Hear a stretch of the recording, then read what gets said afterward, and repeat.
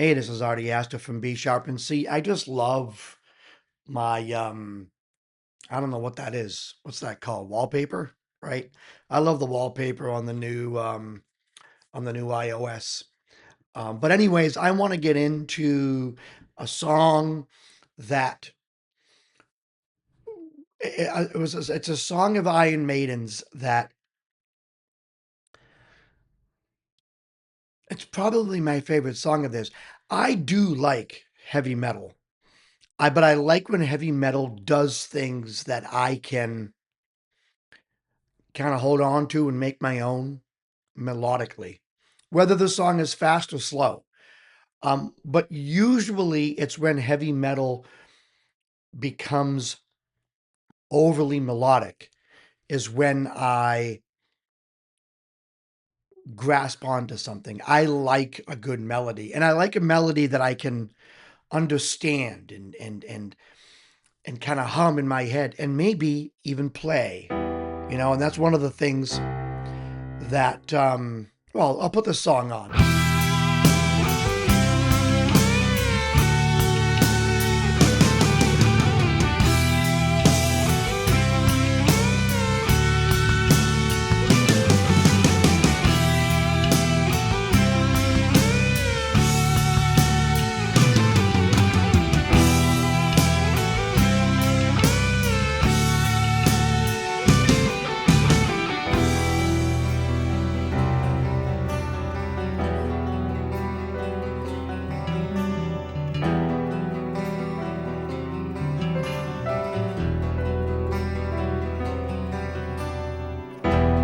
Maybe one day I'll be an honest man. Up till now, I'm doing the best I can. Long roads, long days of sunrise to sunset, of sunrise to sunset.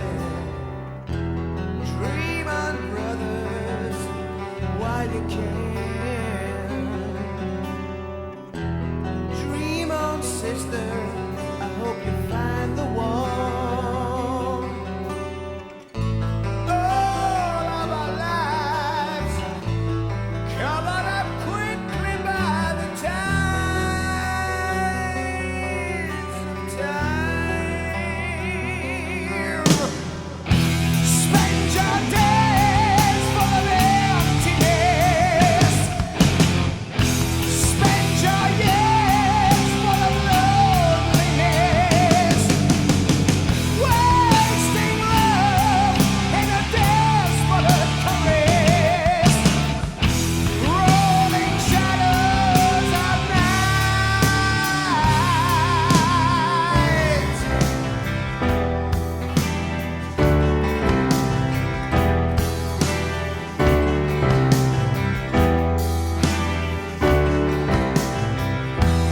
Dream on, brothers, while you can.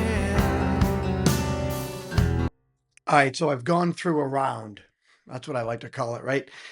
Verses and choruses. And right from the beginning, you have a really nice double tracked guitar lick.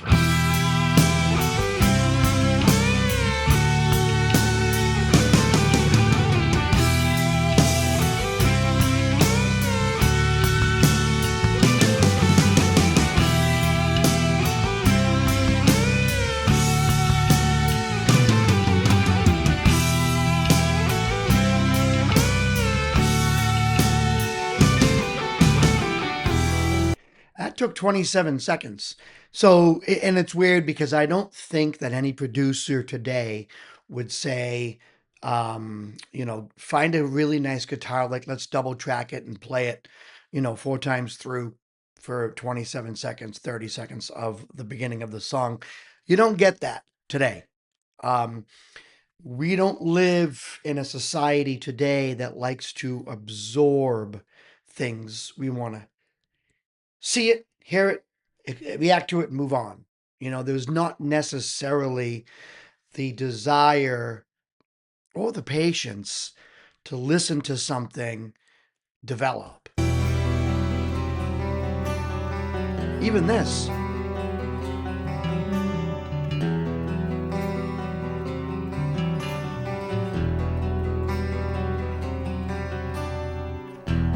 Maybe one day I'll be an honest man. The guitar plucking or picking is double tracked, so you have it in the left ear and in the right, and it's just.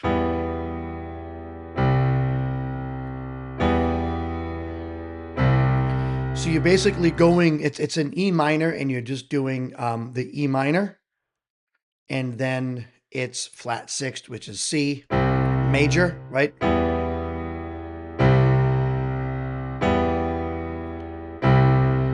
Really nice little back and forth. Up till now, I'm doing the best I can. Then it goes to A minor, which is the fourth. And you can hear it. Yeah, I didn't even necessarily even need to really try to figure that out. You can tell they're going to a fourth. If you listen to the blues a lot, you can tell when something revolves around the root and then starts revolving around the fourth. It's got a bluesy feel. But then it goes right back into it.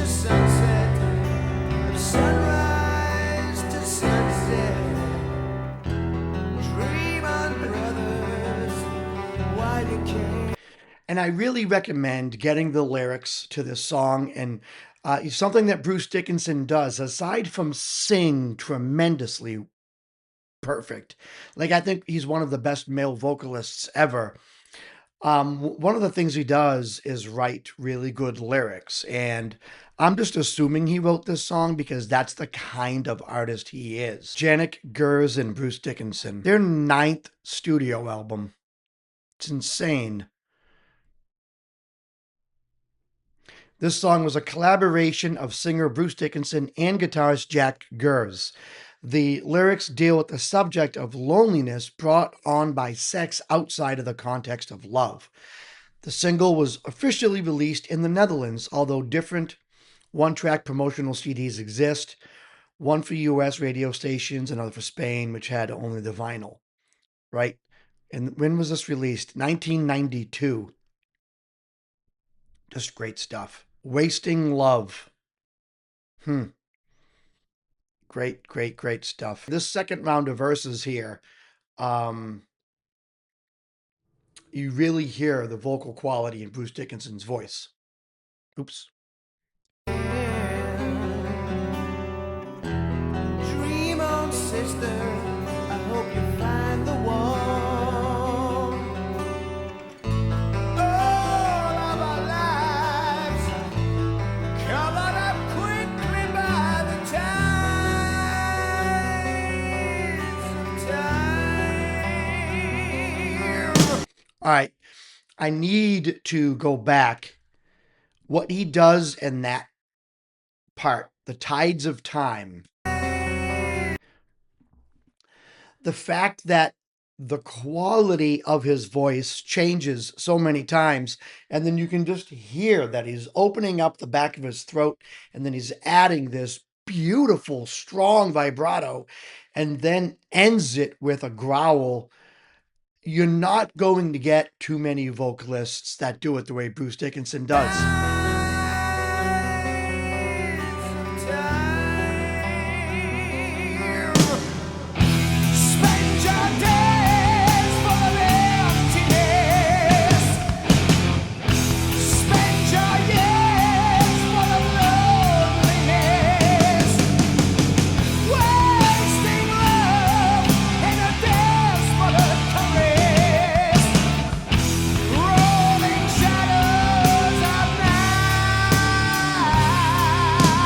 Probably one of my favorite parts of the song.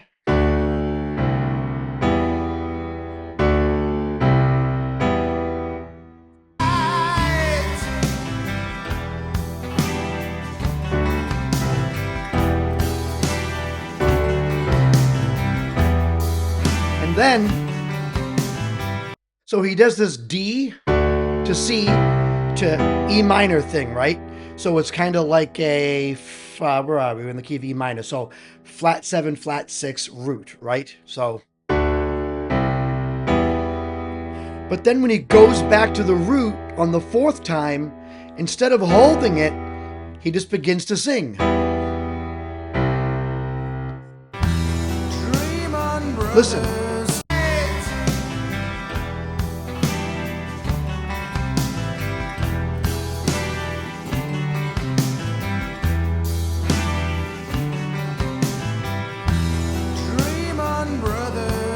Instead of holding it, he goes right into the singing again. That is a technique in songwriting that is overlooked by a lot of people. While you can, dream on, sisters. I hope you find the one. All of our lives covered up quickly by the tides of time. Sings it differently there. Sands are flowing and the lines are in your hand. In your eyes I see the hunger and the desperate cry, the tears that make space. I don't know how he does what he does, man. I just think he's so good. Hunger and the desperate cry, the tears that make space your days full of emptiness. Spend your years full of loneliness, wasting love in a desperate caress, rolling shadows at night.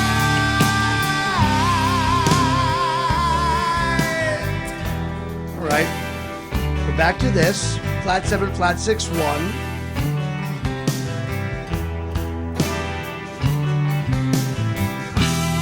All right.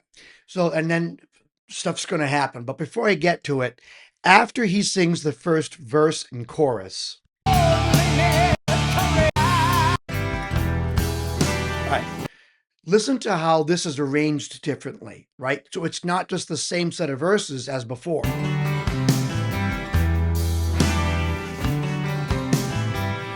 All right, this is the same, even using the same lyrics. Dream on, sisters. I hope you find the one. Right? And then it goes to the 4 chord. All of our lives covered up quickly by Sings this differently. tides of time. Doesn't give you what you want. You have to listen to the song again for that.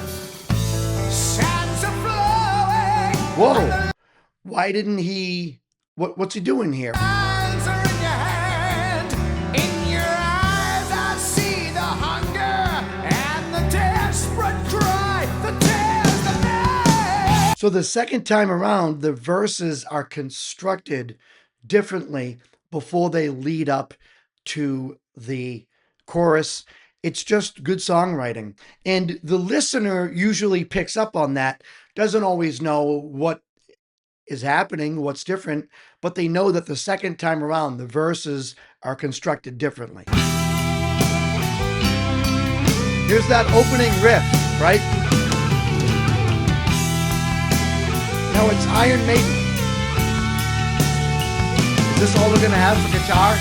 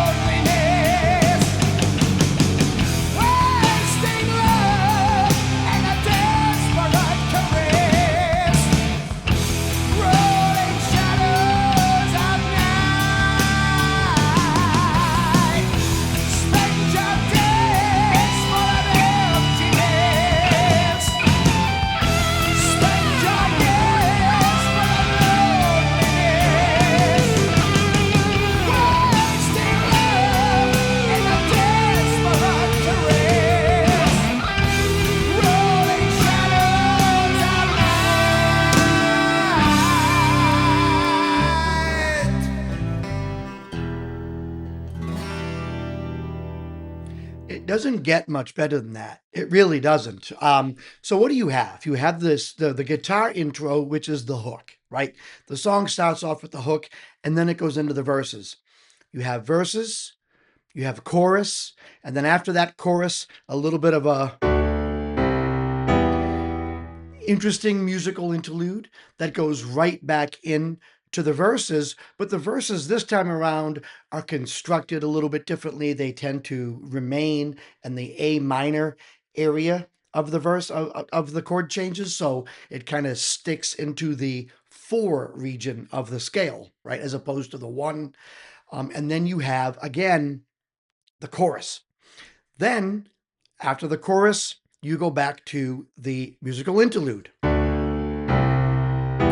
Now, at this point, it's been a while since you've heard that opening hook on the guitar. Bam, the hook comes in, and it's like, that's how the song started. And then it goes right from the hook to a cool breakdown with like power chords. Then this awesome guitar solo comes in. After the guitar solo, what do you have? You have the chorus. The chorus comes, and it repeats twice, but there's a little bit of a change, like some bridge chords or like a bridge progression to go from the end of the chorus back to the beginning of the chorus to kind of surprise you because you don't think it's going to do it twice, right? And then it goes back again to the hook, but it's a slower, softer version of the hook that doesn't repeat, it just kind of ends the song. Now, why do I feel the need to sit there and break it down like that? Because the song is fantastic, but it's a puzzle. They're put together. That's why they're called an arrangement. You putting these things together, you're arranging the song the way it is, and with the talent that Iron Maiden has always had, with whoever's playing the guitar at the time, and with Bruce Dickinson at the helm, writing the lyrics and doing the vocals. I don't know anyone who does the vocals like he does, and who can go into a vibrato, and it's not just this; it's this. It's a strong vibrato with high highs and low lows, and there's depth behind it, and then right into a growl or some type of um, scream almost, but he never, and that's something I've noticed if you watch him live, he almost positions his body while he's singing in a way to get the most out of his voice. And I know that that sounds really like, okay, whatever, Artie, but I'm serious. I think it's almost like aerobatic the way he does it. He just positions himself to make sure that he can really harness as much power as he can. And it almost looks like he's doing aerobics on stage. I swear, I kid you not. Go watch him live. It looks like the guy's like stretching and doing certain things on stage. I am telling you, he's doing that to get the most strength and the most power out of his voice. I could be wrong, but I don't think I am. Anyways, tell me what you think of my analysis and of the song down below. This is Artie Astor from B Sharp and C. Keep it groovy.